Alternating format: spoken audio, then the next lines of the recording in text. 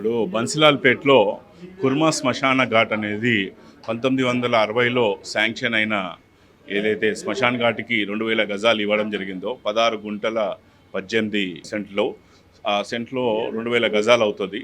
అది 1985 నుంచి కబ్జాకి గుజరవుతూ దాన్ని కన్స్ట్రక్షన్ చేసుకుంటూ రావడం జరిగింది.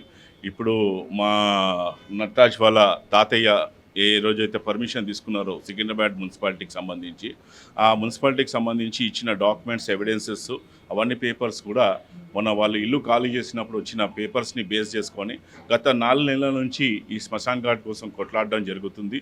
దీన్ని ఎంఆర్ఓ గారికి, ఆర్డీఓ గారికి, అదేవిధంగా జిహెచ్ఎంసీ పర్మిషన్ ఒక 300 గజాల్లో ఇచ్చింది. దానికోసం ఇవన్నీ కూడా కంప్లైంట్ చేయడం జరిగింది.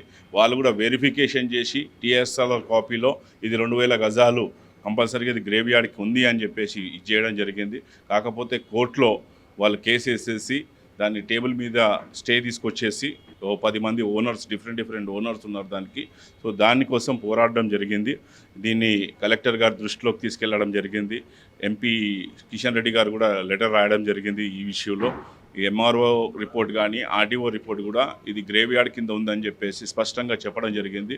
దీన్ని ఖాళీ చేపించేసి కుర్మా శ్మశాన్ ఘాట్ కిందికి ఇవ్వాలని చెప్పేసి దానికి సంబంధించిన ప్రతి ఎవిడెన్స్ బొందలు పెట్టిన ఫోటోలతో సహా అక్కడ ఉన్న ఎవిడెన్స్ అన్నీ కూడా క్రియేట్ చేసేసి ఇప్పుడు హైడ్రా కమిషనర్ గారికి ఒక కంప్లైంట్ ఇవ్వడం జరిగింది.